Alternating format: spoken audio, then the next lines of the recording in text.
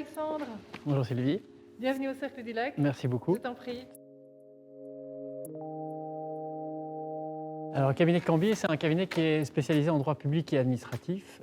Et donc, on est amené à faire toutes les matières en lien de près ou de loin avec une décision d'une autorité administrative. Alors, on a aussi un deuxième secteur qui nous tient beaucoup à cœur, c'est le droit de la santé. Donc, on assiste les institutions hospitalières, les maisons de repos, etc., à se structurer sous forme d'ASBL ou autre. Alors, on a la chance d'avoir une clientèle très variée. On assiste à la fois des grandes et des petites entreprises, quelques acteurs institutionnels, et on travaille beaucoup avec des particuliers.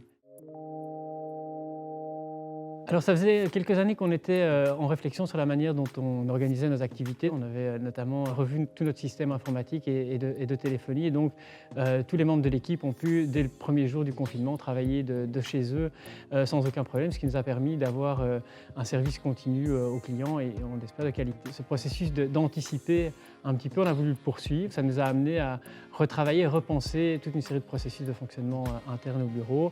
Bref, on travaille sur toute une série de choses qui ont pour objectif de permettre un meilleur service aux clients qui viennent nous consulter.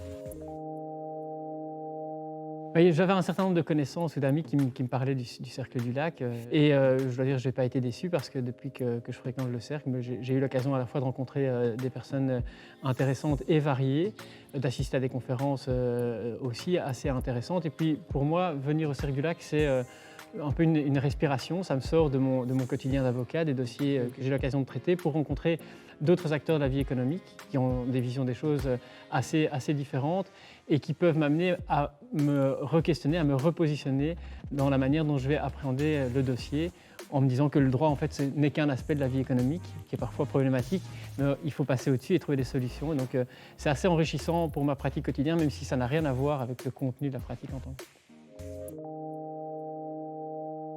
Alors j'ai pensé à Luc de Brabander.